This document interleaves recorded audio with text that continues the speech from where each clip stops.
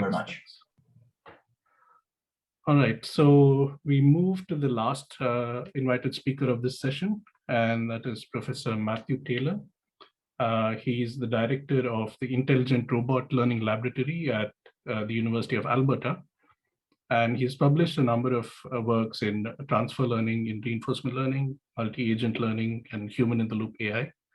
I, for one, can say that I've been following his work since the start of my PhD days. So I'm really excited to hear this talk. Over to you, Matthew. Awesome. Can you see my screen and hear me okay? Yeah, both good. Yeah. Great. Well, thank you so much for inviting me at 7 a.m. But I'm really happy to be here. I don't think I'm going to get quite six different papers in a single talk. But I guess I wanted to start by the two things I wanted you to take home from this talk.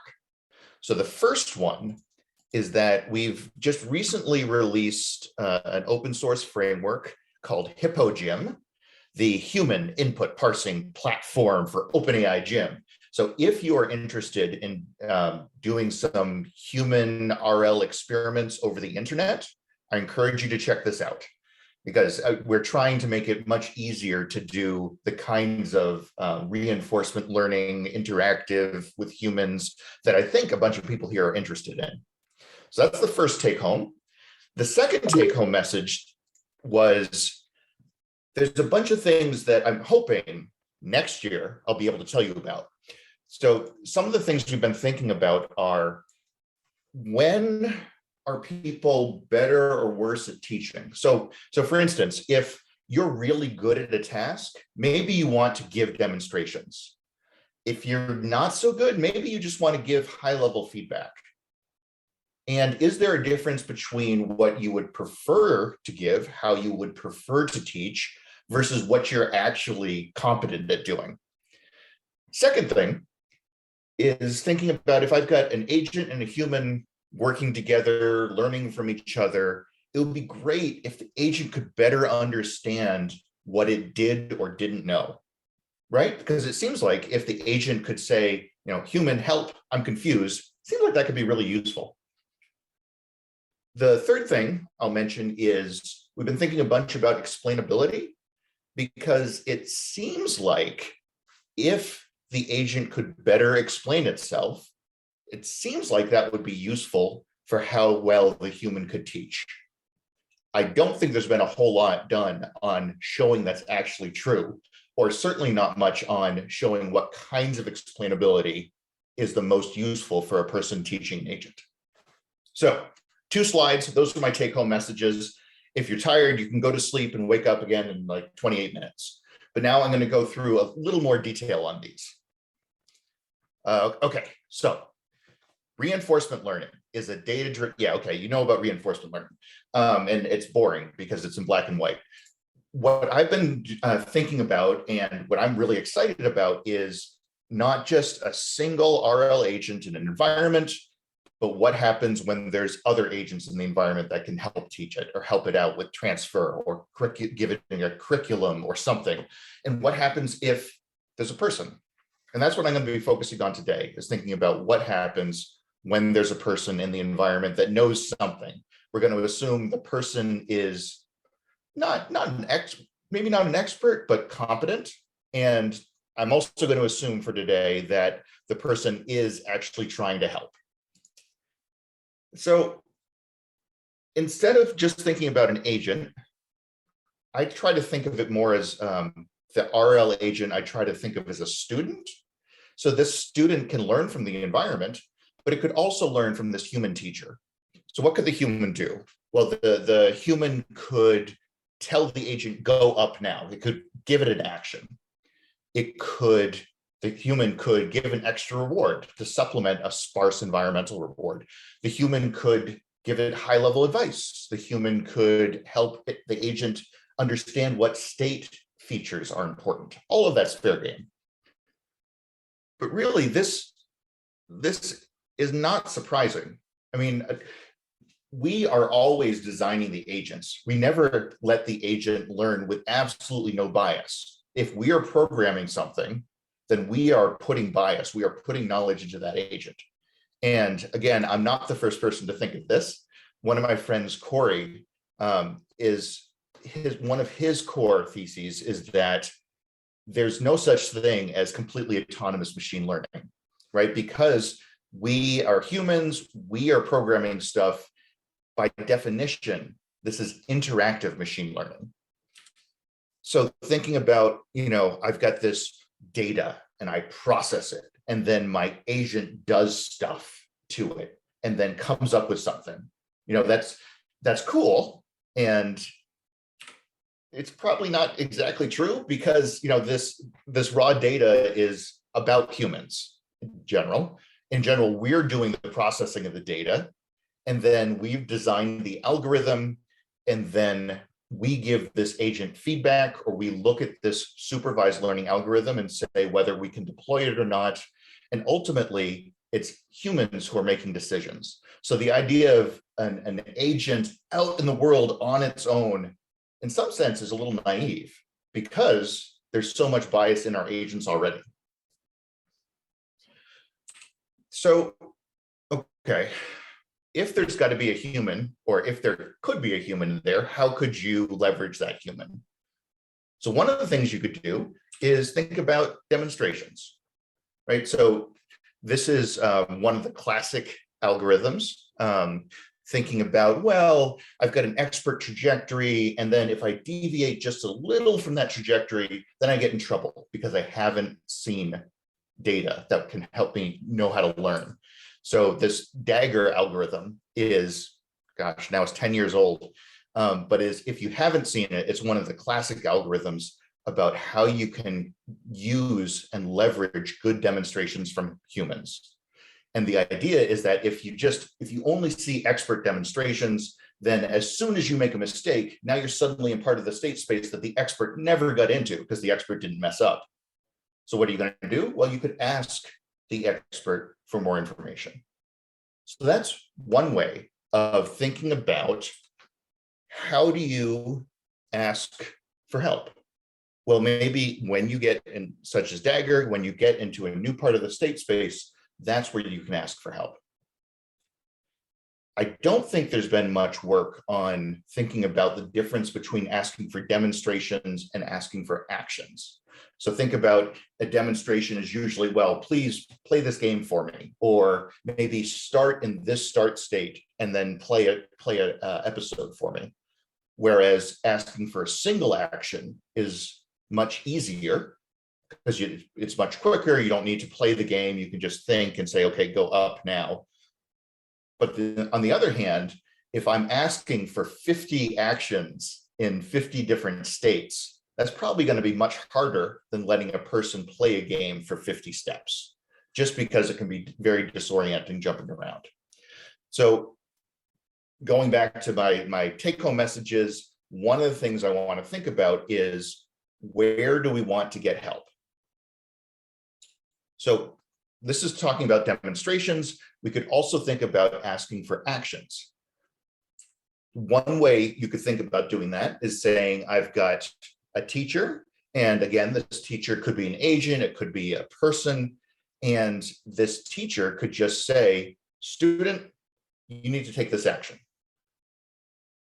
And if the teacher is good, hopefully that's going to help the student learn. And ideally, the student will still be able to outperform that teacher eventually. So we can think about Pac-Man, and let's say that, well, we've just got a small advice budget. So the teacher can only give a little bit of advice. Where should that teacher give the advice to be the most useful? Or an alternative way of thinking about it is, where should the student ask for help in order to get the biggest bang for the buck? So the first thing you might think of is, let's do early advising. Let's just spend all of our advice budget at the very beginning. The student is very confused at the beginning, so the teacher could just come in and give it all of its advice at the very beginning. That's a decent baseline. Another thing you could think of doing is having the teacher only give advice when the state is important. Okay, great, Matt. What does important mean? Well, one way you could define importance is the difference between the best action and the worst action. So the teacher, again, agent or human, could look at the current state and say, how bad is messing up? So if you're in cliff world and you're right along the edge of the cliff, if you take the wrong action, you're going to fall off the cliff. That's really bad. In this case, if I'm right next to a ghost in Pac-Man, I'm about to get eaten, I could lose the stop the episode. Or, and on the right side, there's not a huge difference between which action I take. It's not that big a deal. So maybe I want to save the advice for when it's going to make a big difference. And this is one heuristic that works pretty well. Another idea would be, what if the student announced itself? So the student could say, teacher, I'm about to go up. Do you think that's a good idea? And the teacher, if he thought the student was doing something reasonable, wouldn't have to say anything. If the teacher thought the student was about to do something really wrong, then the teacher could interrupt. But that's kind of cheating, because then you've got to have the student and the teacher yelling at each other constantly, very quickly. So what you could do is let the teacher have a model of the student. So if the teacher is an agent, we can use supervised learning so that that teacher can estimate the student's policy. And if the teacher thinks the student is going to do something silly, then it can interrupt. And if the teacher is a human, it seems like that teacher should be able to come up with a decent model of the student that's learning. And if the human thinks the student's going to do something wrong, you could interrupt. That's putting all of the burden on the teacher. You could also think about having the student be better at yelling for help, saying, I don't know what's happening now, please help me out. And there's some work recently by Ergerman at Amos. I actually had a couple of papers there, and thinking about, could the student model the teacher and figure out, oh, am I confused now? Or more importantly, do I think I know what the teacher would say here?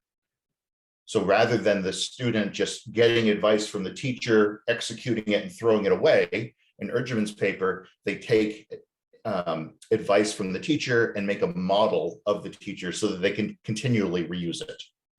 So thinking about, how can I make better use of advice from a human teacher? Okay, so we talked a little bit about demonstrations, talked about action advice, but really there's so many different ways that a human could help an agent. So you could also think of having a human help with representation. So a few years ago, we did some human subject studies where we had master's students who had just learned about reinforcement learning code up different state representations and help agents learn by trying to give them a better state representation. You could also think of people just giving the agents a policy. So right now we're working on, it's not going to make the AAAI deadline, but we're working on a paper where we give the agent an initial policy in code, and then the agent optimizes that policy. So that's another way of helping an agent out. But both those representations in code takes a lot of knowledge. Most people can't write code. I mean, of course, we think everyone should write code, but not everyone is nerds like us. So how could people better teach agents? One of the more obvious ways is, instead of just having this environmental reward, what about having human feedback? So either augmenting the MDP's reward or even replacing it. So most of you probably already know the Tamer algorithm by Knox and Stone. I believe Brad's talking later. And that was one of the first algorithms that was really thinking about what's the right way for a person to give feedback, right? We know that humans can teach dogs how to do awesome things. And when we are teaching a dog, we are just giving that kind of reward signal. We're not programming the dog. But how do people want to teach? What does that feedback actually mean? So in 2015, in a JMOS article, we introduced the Sable-Aware Bayesian Learning, Sable, and that was a different way of interpreting feedback. Instead of it being numeric, like in Tamer, we said it should be categorical. And then in 2017 at ICML, we had the coach algorithm, which is different from the coach algorithm you heard a few talks ago. This is the convergent actor critic by humans. It's a good acronym. Anyway, in our coach algorithm, we treated the feedback as an advantage function. Okay, why is that important? Or why is that interesting? Let me give an example. Let's say we've got a dog and we're gonna let this dog do some stuff, and then the person is going to give it feedback. So from all the way on the left, from punishing to the right on rewarding. And then in order to do this human subject experiment, we had 3 conditions. So the first one is the bad condition. So the dog walks through the green area, which is bad. We want to keep the dog off the grass. And then the dog gets to the yellow square. That's bad. There's also the all right condition. So the dog doesn't walk on the grass, but takes kind of a circuitous route. And then there's the good condition, where the dog acts optimally. So we have these 3 things. These are 3 conditions. And what we do is we show people one of these conditions twice. So in the first case, we show the bad. So we show the dog doing something bad, and then doing all right. In the second case, we show all right, all right, all right. In the third case, we show good, good, and then all right. The critical point here is the third thing we do is the same in each of the 3 conditions. And it turns out people reward the dog differently. So the dog performs the all right behavior. And if the dog was previously doing poorly and was all right, they give it higher feedback than if the dog was performing well and then did all right. So on one hand, you might say, okay, yeah, that's obvious. You're looking at the trajectory of the learning agent. On the other hand, you could say that makes no sense because people are giving different feedback for the same performance. And this is one of the things that gets me really excited because people are confusing. It makes our jobs harder, but I think it also makes our jobs more interesting. Trying to figure out what is someone trying to convey when they're giving feedback. Now this is just about feedback, but you could also think about what is someone trying to convey when they're giving action advice, when they're giving a demonstration. Is a person trying to show me the optimal behavior, or is a person trying to show me an intermediate behavior that could help me as a stepping stone to that optimal? So one of the things we're working on now, which might be submitted to AAAI, is looking at, can we teach people how to be better teachers?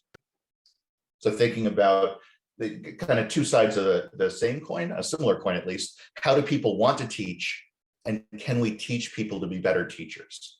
I think both of these are important questions, which I'll put a positive spin on it. I think there's a lot of room for some cool work that we as a community could do.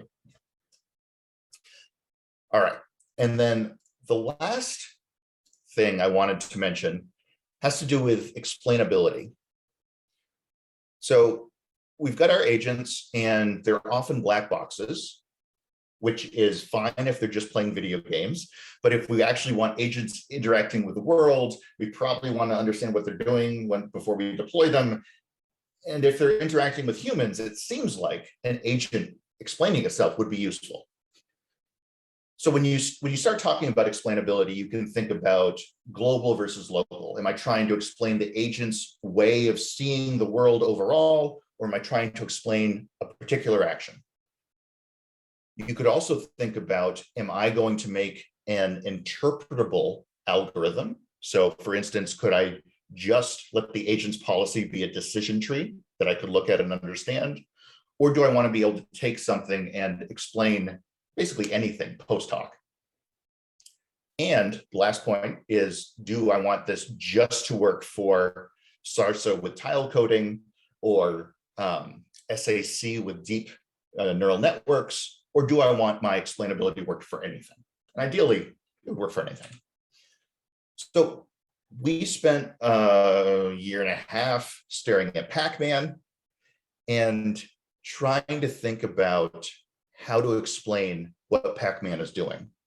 So one of the things you could do is, Ofra Amir has this great work on highlights and div highlights, where she goes and finds specific video clips to show representative behavior of an agent.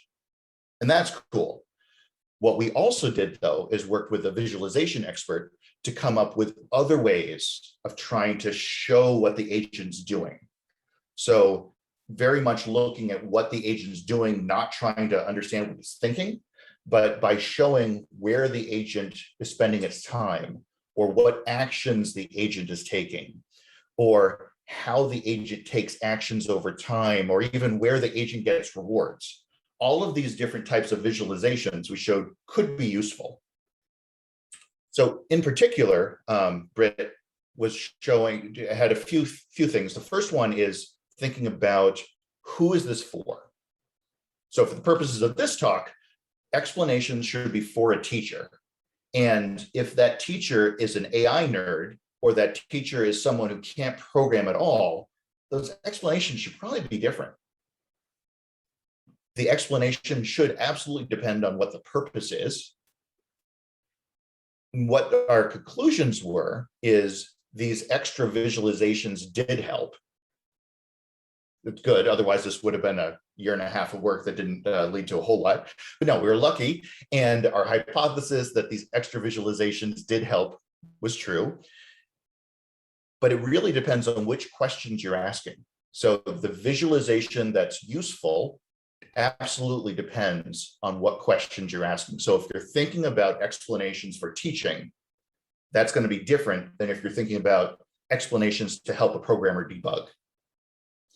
The last thing I'll point out is, one of the kind of cool things I liked is we asked people how well they thought they understood the agent. And their self-evaluation did not correlate so well with how they actually performed on the downstream tasks. So when we showed them two agents and showed them these visualizations, and people said, oh yes, agent 1 is much better than agent 2.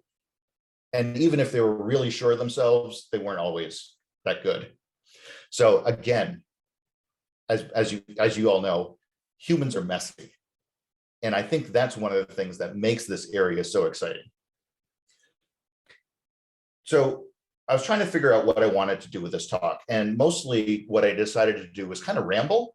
I wanted to bring up a few things that I think are, well, a few works that exist that people should know about if you haven't seen them already.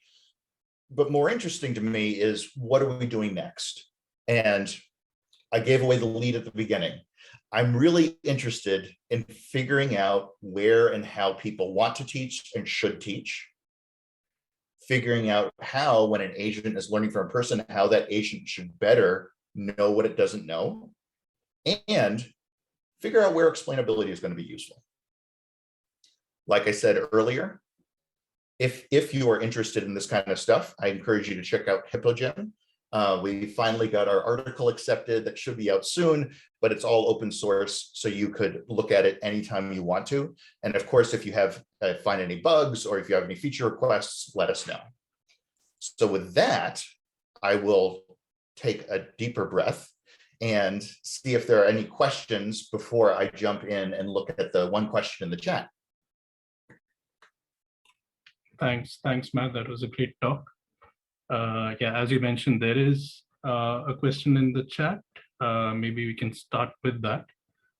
So sure. Just to read it out, what are some examples where the optimal teaching problem is analytically intractable and studying human teacher policies is the way to go to solve it? I'm not sure, but I bet there are some. So yeah, so thinking about if we really, I mean, because we're mostly interested in problems that are really hard. And if we can come up with some human advice that helps us either get close to the optimal or even reach the optimal, it seems like that extra human background knowledge should let us do that. But I'm not exactly sure if I answered the question or just kind of avoided it. Kim, would you be willing to unmute and say whether I interpreted your question correctly? Yeah, I think we would have to give Kim permissions. Let me just do that. Yeah, I've given him permissions. Yeah, thanks, Matt, for your talk. Found it really fascinating. So my question is basically, I'm interested to study or to get some knowledge on how experts, not at the task, but at teaching, teach other agents. And so I'm interested to see, does it make even sense to consider this kind of scenario in simple tasks like the ones that we typically use as benchmark tasks for RL? You've mentioned one kind of heuristic where you were looking at, I think, importance as one of the examples for how to prioritize teaching on a budget. So, the question in the back of my mind is that, can we solve this analytically, like the optimal teaching problem? Because if we can, then it doesn't make sense to assume that humans know better than an algorithm that would teach. So that's my question. Yeah, because at a high level, if I'm thinking about, I've got a student, I can just treat this as a planning problem. If I know the optimal policy, I can figure out whether I'm giving demonstrations or advice or feedback. I can just solve the thing if I've got an accurate model of the student and figure out exactly how to teach. But in general, you're right, that's going to be completely intractable. But I would be very interested in looking at super simple problems and seeing if we can come up with better heuristics, because we know what optimal teaching looks like. And that people have made much more progress on that in the supervised learning setting, but we're silly and care about reinforcement learning, so that makes it a whole lot harder. Yeah, I like your idea. Okay, thanks, Matt, for that. We also have a question from your colleague, Patrick. So Patrick says, if we have time after the questions, what part of a machine agent's internal ongoing learning process do you think is the most critical or helpful to make visible to a human partner? Yeah, so I think there's more visibility is generally better. One of the things is, if the agent has a sense of confidence, showing that could help a lot. Because if the agent knows it's confused, opening that up to the human should be really useful. Similarly, in one of the slides, I was saying this mistake correcting, where the agent broadcasts what it's going to do, and then the teacher can decide to correct. So if the student was able to say, oh, Matt, I'm going to go up this hallway, that kind of look ahead should be useful. But in general, I think that's a really interesting question, because of course you can overwhelm the human with too much information. So you do want to kind of explain what's most important. Also, I don't know how to pronounce your name because I'm a horrible person. Jens Kober. You sent me your slides beforehand, which I really appreciated, but I still don't know how to pronounce your name. But you have your hand up. Yeah, thanks a lot. Great talk, very inspiring, quite a lot of things to think about. So what I was wondering about is, in your example about how people give feedback to the dog grid world, is how much that depends on what the learning agent actually knows. So a dog, or like a real dog, probably doesn't know where the heck the teaching process is going or what the ultimate goal is. While if you think about a human that is being taught to do whatever, a new sport, they know very well what the ultimate goal is. Do you think that has a big influence on how confusing the rewards or the feedback that is given is? Yeah, that's really interesting. I hadn't thought of that, because if you're learning to play football, I've been watching Ted Lasso a lot lately. If you're learning to play football, you know what you're trying to do, and the coach is teaching you how to do this. But on the other hand, if you go back to dog training, I mean, you do, when you're teaching a dog, you do progress, you teach progressively more difficult things. And even though the dog doesn't really know what's going on, it does get better at doing these progressively difficult things.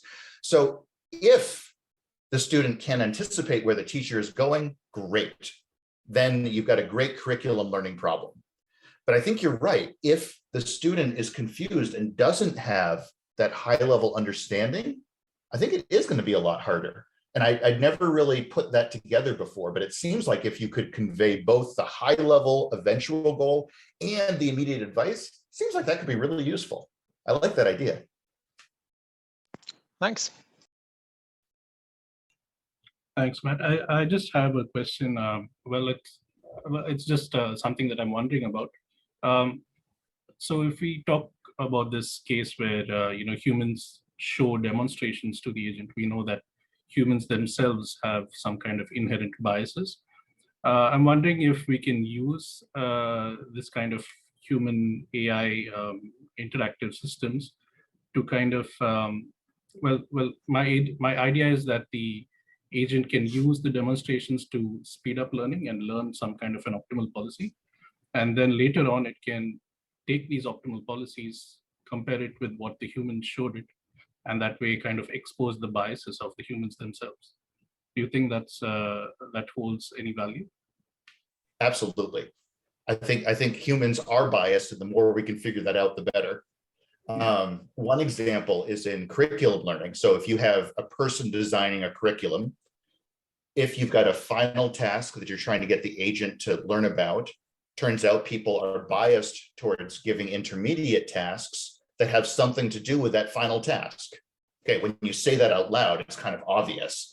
But in a study we did, if you take that bias into account, the agent can absolutely learn faster. Because if you say the task sequence the person is giving you has to do with the final task, dude, you can leverage that.